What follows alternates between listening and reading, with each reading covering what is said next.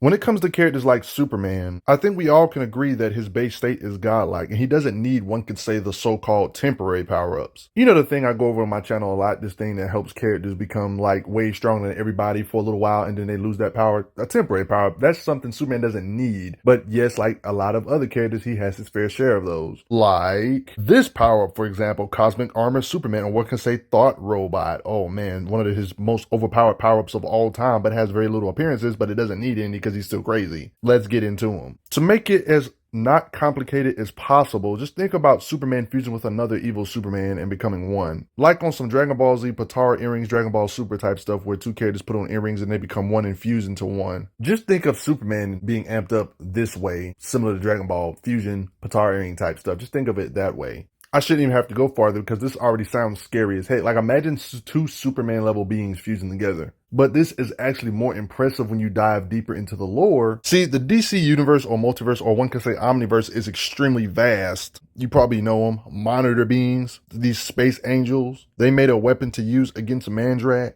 This is important for Superman and Ultraman. This is where they talk real scientific right here, for example. They say, Thoughtbot activated by the tremendous energies unleashed during the collisions of fundamental opposing qualities. Ultraman and Superman are basically opposites. A new fusion process powered by dualities. There are no dualities, he says, only symmetries. And this is where the craziness happens. He basically becomes a higher dimensional being, a cosmic being, a way above multiversal entity, one could say. Like, as powerful as this being is, he says the monitors see them as germs. These apparent germs, Superman tier beings can't even hurt, apparently, so they have to even be higher than beings like this.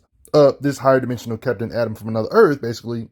Quantum Superman, don't ask, yeah. When it comes to how powerful they would have to get.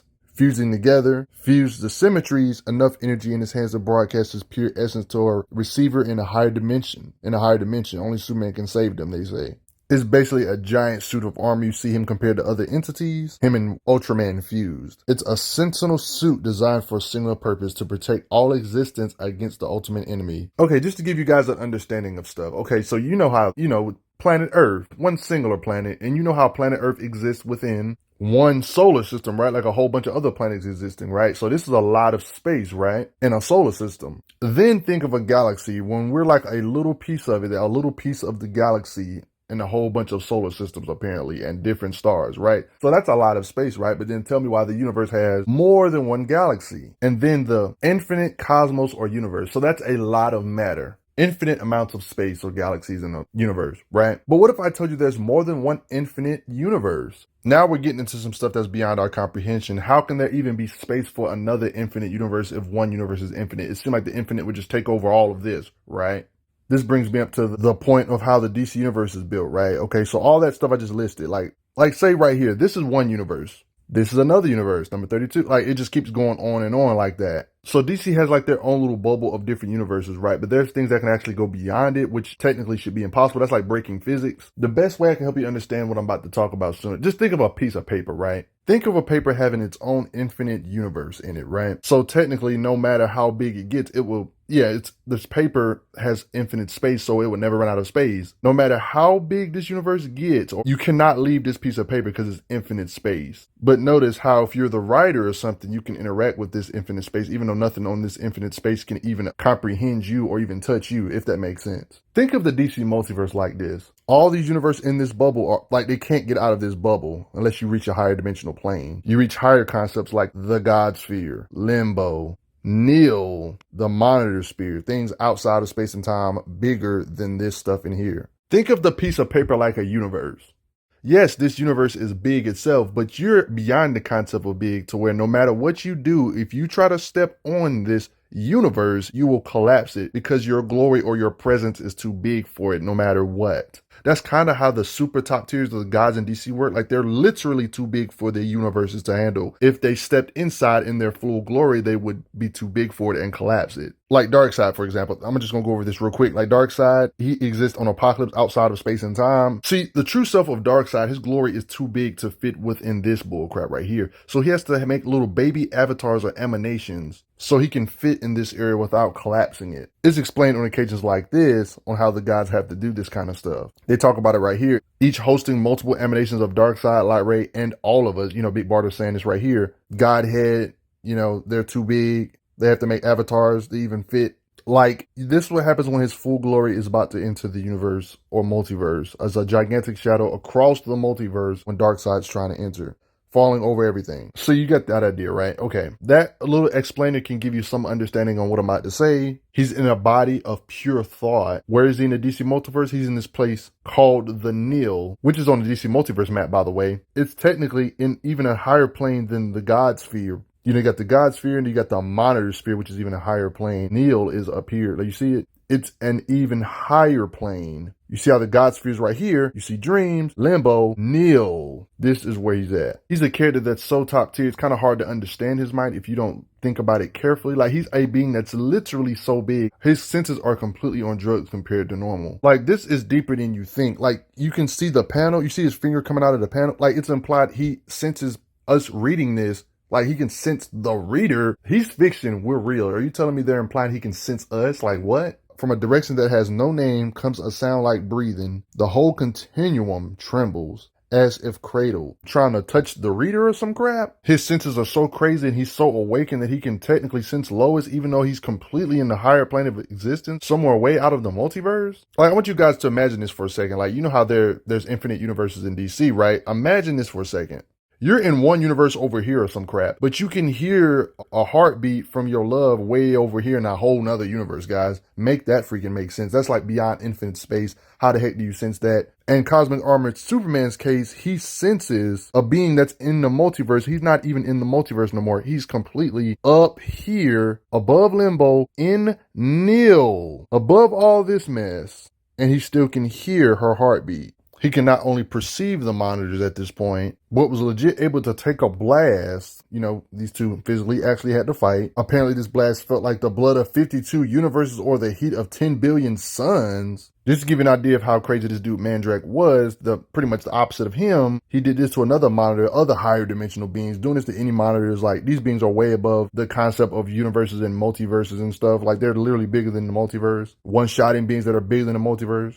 And this is the being that Cosmic Armored Superman Thoughtbot had to fight and take blasts from. Blasted this same being and hurt this same being with his own eye blast. And, you know, he can do the standard Superman stuff, laser vision, but this laser vision has to be on crack. Obvious on occasions like this, him laser visioning him here. They both can injure each other, but he punched him so hard, like in this occasion, created all this light and flashed. Stabbing him with this staff here, eventually getting the win on the same being in this same storyline with laser vision blast, you know, just damaging him over and over again. Not really no speed feats, but you don't really need speed feats when you exist above multiverses. You kind of just fast by default because you're literally too big to fit in one timeline. I guess that it helps when you are conceptual oppositions to each other, because the stronger he becomes, the stronger I become to oppose him, and vice versa. To counter each other, you got to stop the ultimate evil, basically. His reason for living, his purpose is to stop such a being. I want you guys to get an understanding of how crazy cosmic this battle was. Like, it was literally stated, like, even after he defeated him, he was falling down. And you see all that white jump? It says, until the overvoid, the mind of Monitor engulfs him, already forgetting. Overvoid. Like, this is literally outside of everything. Like, you got this right here, multiverse down here, Dreams, Limbo, Nil, that's where they're at, but he literally falls out here. Like, this is nothing, there's nothing else out here. Overvoid engulfs him. Crazy. They're fighting on such cosmic planes like this. Just to give you more perspective on how mighty he is, he's ridiculously crazy, above space and time crazy, because he literally states this is how Limbo looks from here. Like, it's not an exaggeration. Like, his body is literally bigger than something that's bigger than multiverses. Because the multiverse is down here, Limbo is right here. He's so much in a higher plane that Limbo looks small in comparison to him. I want you guys to picture this. Something that's above time and space, bigger than universes, outside the multiverse. Like, his hand is actually bigger than this structure shown right here. This is how Limbo looks from here. And you see him reaching out the pages. You see the white area. You see how this stuff looks? A simple way to explain it would be like Mandrake and Cosmic Armored Superman Thoughtbot basically are like two sides of the same coin, extensions, one could say, of this madness up here above all the different planes, above all the multiversal entities, higher dimensional entities. He's just an extension of this mess up here. See, here's the thing, Mandrake, this being the only being I've pretty much been showing Cosmic Armor Superman fighting in this whole video. See, them two are literally two sides, because one could say Mandrake's like a dark monitor, one could say. And for those wondering what that name they keep on bringing up here, they're talking about Mandrake right here, the dark monitor. He was one of the two halves, Cosmic Armor being the other half. You see what I'm saying? These top tier beings. Scans right here imply that Cosmic Armor Superman and Mandrake were split into two from this big junk structure over void. So before I end everything off, there are beings in comics that are so powerful that they look at certain beings as fictional stories. Kind of how like we're reading the story, and no matter how strong Cosmic Armor Superman can get, he technically would never be able to hurt us. Like, that's how much us real life humans are above these fictional characters. Like, there's fictional characters like that treat other fictional characters like that. Like, you know what I'm saying? Like, this scan right here pretty much tells what I'm trying to say. They see things in a different way because they're such on a lower plane compared to their godliness, if that makes sense. You see? Because you remember how earlier how I talked about Darkseid and how the new guys work in their plane? Like how Apocalypse is outside space and time, way out here, outside of this multiverse out here, right? And I already showed you what happened to the multiverse. If his true self enters it, he's literally too big for it, to where he's too big to where he will fall over everything and collapse the multiverse just from falling because he's too big, literally too big. Think of it like this. Darkseid is big. He's bigger than the multiverse.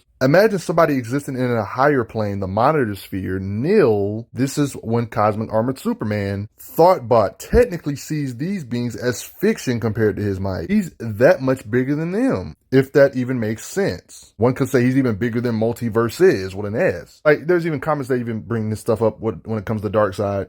They state that the spear of the gods is outside the corporal reality. You notice how this map looks similar to the one I'm showing you. You see how they're even going by this. I mean, look how he looks even compared to the monitors. The elixir, like, he's trying to get, he can't take it back to his germ world. Like, his world is a germ. But yeah, they eventually split up, but that's still crazy. I want to hear you guys' thoughts below. Did you guys know there was a version of Superman that was this strong, temporary power, fused with Ultraman?